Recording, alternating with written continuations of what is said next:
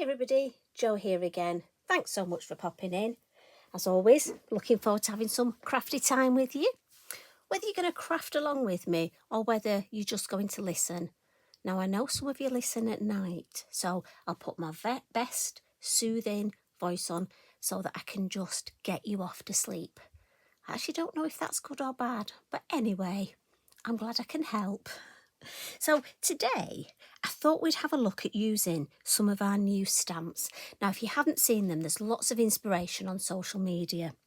And what I love is we've got some smaller designs, and I do listen, and a lot of you like making smaller cards. So this is on a 6x6 square card. Now, once again, I know some of you like to do more of your oblong rectangular designs, so I'm just gonna grab a piece of card. So this is A6 card I've just got out of my Lavinia packet here. Now if you did want to do this look, I reckon you could, this main part look, you could fit on your piece of card, and the tree would fit on, and our beautiful sorceress. I know technically she's a witch, but I just love the word sorceress. I think she looks so glamorous. So you could do that on, and you just miss some of the side that you don't really need. Just, it's there for atmosphere. So whether you want to do square or oblong cards, it's up to you. But this is the idea I've come up with. Now, as always, I have decorated the back. I just think it's lovely to have something on the back of the card and the envelope as well. And I just think for me, this gives such lovely attention to detail. And I think, you know, we're making something, let's make it really special so that the person who gets this card really knows that you've thought about them and spent time. Now, I'm just going to pop this over here so I can see what I'm doing. And I've started off, this is a 5.5 inch piece of Multifarious cardstock, and I've just put a black line around the edge. If you want to use black card to mat and layer, that's totally up to you, that's fine. And I want to start with this lovely tree stamp. Now, this one is called the Tree of Spirit. And as I say, it's just such a good size. Look at this. And I know you not like to know your sizes. So this one is 4.5 inches tall. And at its widest across the branches, we're talking 3 inches. So I'm going to stamp that first. And I'm just going to use my black, my Versafine Clair, my Nocturne. And it's lovely this, because what I like is we've got those bare branches, so we can add something as we're going to today, or you could leave it.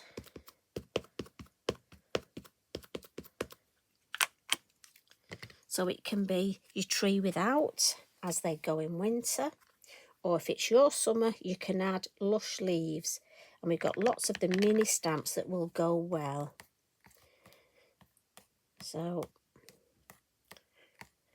now I find when the new stamps, I do need to make sure I've got plenty of ink on there. Almost for me, they almost need, I don't know, getting used to the fact that they do need to stamp. So I like to put ink on and stamp mine on copy of paper first. So I'm just going to lift this up. But a little tip, you know, remember you can use the edge. So if you wanted, you could just stamp the foliage, and it makes beautiful. If you haven't got many stamps and you want to put a frame, the top of that tree makes a beautiful frame. So next, I'm going to put now my idea here. There's a new stamp set called the Coven of the Blue Moon, and there's 3 of our sorceresses. One has a light, one has a staff, and one has this, well, witch's broom, but for me it's just a broom and she's sweeping up the leaves. So she doesn't have to be a witch or a sorceress, it's just a lady in a pointy hat and a long dress. So I'm going to pop her down here, and again she's just going to be sweeping up these leaves. And again she's a silhouette, so we'll just give that ink time to soak in and then lift her up. Beautiful. Right, I'm just going to peel her off. Now we've we've got a couple of new little cats. Now this one I think is called Jinx Mini, but we've also got, I think it's Rune Mini, but do check them out. And again, perfect size for smaller cards. Tracy's been listening, and when you send these ideas in, she does listen. So we'll pop our little cat. He's here. He actually wants to play in all these leaves that are going to be falling. Look at him, he's looking at her. I love the way he's looking. And they do face opposite directions, so that's good. Now, we've got our Flittermice, and I must admit, I seem to use these on every design I do at the minute. I really have got a thing about bats. And there's 3, and this is the smallest one. So I'm just going to stamp him twice, and he's going to be hanging in our lovely tree. And I'm going to pop one this side at the base. Look at his little feet. The detail on these stamps is just amazing. And then we're going to pop another one on this side, maybe just here. And don't forget, if you happen to miss, just use your black fine liner and either draw an extra bit of the branch. So, for example, if I'd have missed here, just going to lean on this, I could just draw a little bit of the branch and nobody would know, or just make his feet a little bit longer. Again, nobody will know. We won't tell anyone. Now, what I do want to do is stamp some leaves. So we had some new sets out a while ago. We've got, I nearly turned Cumbrian then, did you hear? I nearly said a while ago. That's from my roots in Kendal, Cumbria. So we'll edit that bit out and I'll start again. So a while ago, in one of our recent releases, we had some new stamps. And there's the River Leaves Mini, the Forest Leaves Mini, and the Silver Leaves Mini. And so I'm just going to use a combination of these just for some foliage. I'm going to have some leaves on the floor and a few on the tree. And I've got a couple of different colours of ink here that I'm going to be using. So I've got the Pinecone, the Portobello, but I'm going to start with some Summertime, just to bring in those lovely autumnal hues. Which leads me on to nicely, have you checked out this month's challenge, Autumn Hues? So I think the tones on this card would be fabulous. So do check that out, because, and everything's on our website. Go to the Lavinia Stamps website, because, you know, the winner wins a £40 voucher to spend at Lavinia, and chosen at random. So you've got as much chance of anybody else. So I've got just a few in the orange. I don't want too much. So I'm going to come in with the Portobello now. So this will give me sort of light brown sort of tone. So we'll add a few. And again, if you want to do first and second generation, just to add another twist. I think I'll stop with that. What I think I'll do is swap my stamp and come in with the Pinecone, just for a bit more depth. So I think we'll have one just on the edge here, and then we'll add a few just on the floor here where she's sweeping up.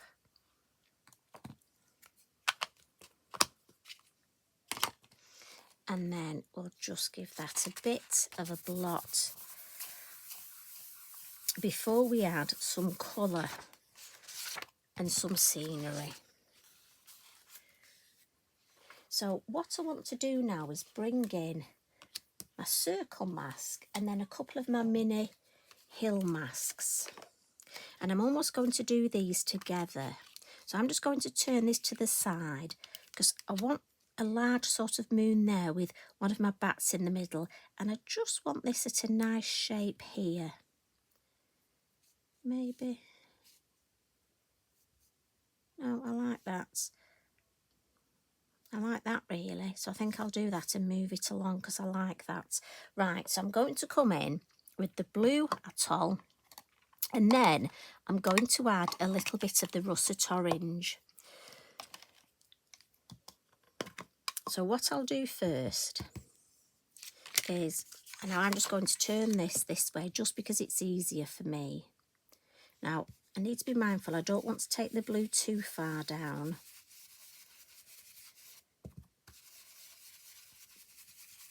And again, I'm starting at the bottom. And I don't want to go to the edge of the card. I almost want a little bit of white around the edge. Just so it's different. I mean, some cards, obviously, I blend right to the edge, but I think it's nice to just sort of see how things look with a different sort of vibe. So if I take that off, look, can you see we've got a little bit of white space around it? So hence I'm going to bring this in, and I want that to mimic that shape. No, I definitely like that there. So just going to come in with the blue, do that to there, and then I think I'll take that shape. And again, I'm not going right to the edge, just stopping there. Yep, like that. So I'm going to bring in my russet orange now. Now mine is a real bright russet orange, and you'll know the depth of your colour, so I really need to blend this well in the lid. Now I just want a little bit here. So I'm just going to clean my mask, put that back on. Because mine's such a strong colour, I need to take a little bit off on here. And then very gently, I just want to tickle this sky. And it's just to almost warm it up. Now I know blue and orange, it's going to give me greeny tones. But it's sort of an orangey brown green, and I'm just going to do it in the middle, look. And I just like the way that just gives it a different colour tone. Just play around with your colours, it's so nice. Right, so we'll add some Bermuda now, and this is my green, and I'm just going to come in and just add a little bit here to take the whiteness off. Now if I bring that up, can you see I've not overcooked it? Now bear in mind colours don't show up on here, but I do want some depth at the base. So in with my mini hill mask, and I'll just come in under the tree, and then under our sorceress, and right across the bottom. Again, just to give a little bit of, now I like that. But what I will do is bring in, I'm not going to add any more orange to my brush, but just slightly tickle over that green. Again, just to almost add an orange hue. So I don't want it to almost look orange. I just want it to be a bit of a reflection from the sky with the tone rather than the colour, if that makes sense. Can you see how that's just blended to give that sort of vibe? Now, what I want to do is add my lovely, so I've got the leaves here, and in my head, the leaves have blown down and she's sweeping them up. Now we've got this lovely new stamp called Magical Mist, and I think this makes fabulous. For me, it looks like the wind's blowing. So we're going to come in with the Versafine Clair, the Sand Dune. It's a nice light colour. And this is going to be my mystical, my wind, blowing the leaves off the trees. And I think we'll just have another one round there. Now again, you can do first and second generation. And I think I just want one, possibly down here, around her and the cat, look. So it looks as though maybe just a little bit there, just the edge of it.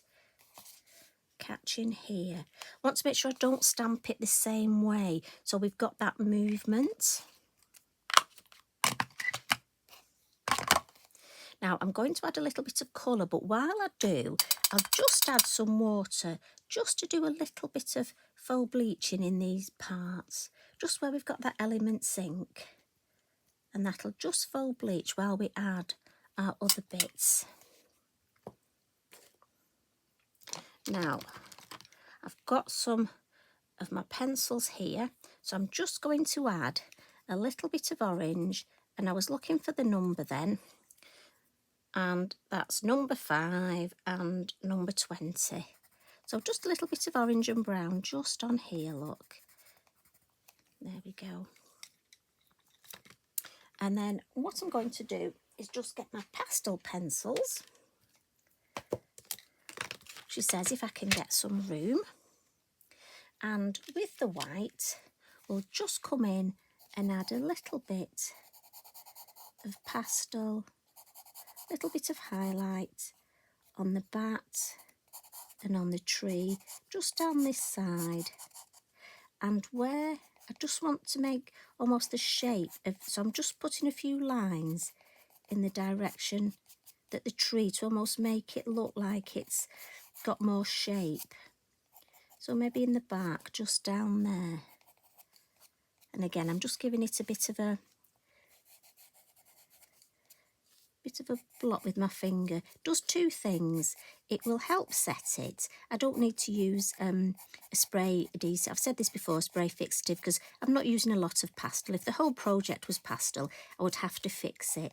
But just by giving it a little rub with my finger, it just fixes it, but also just makes it more fuzzy. And I like that look.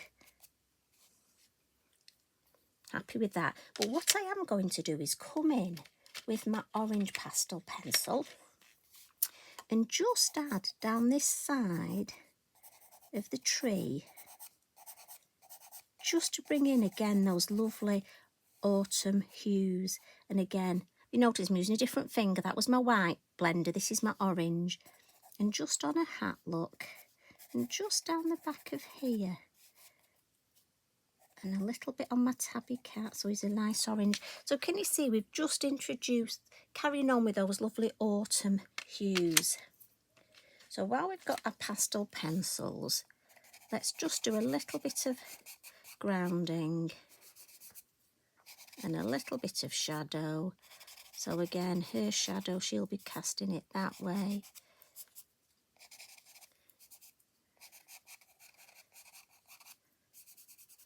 Just at the base here. Again, just filling in that little bit of space. Just under these leaves and round these leaves.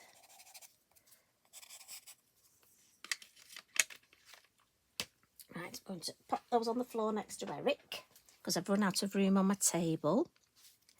But what I do want to use is, in my Signo, my metallic gel pens, I've got a green. And actually, I think it almost brings in these tones here. So I'm just going to get a piece of kitchen roll and dry those water splats now. Lovely.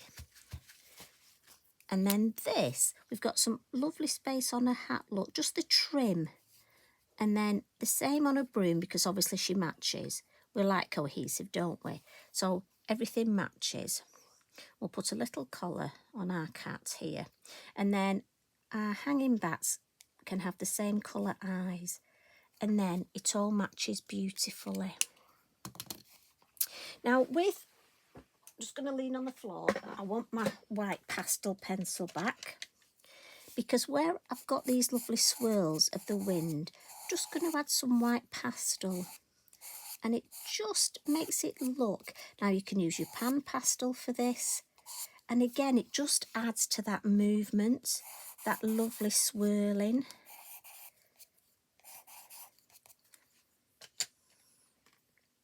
Now, when I was thinking about this design, I just kept thinking of the words, the wind blows cold, and I couldn't think where I'd got that from.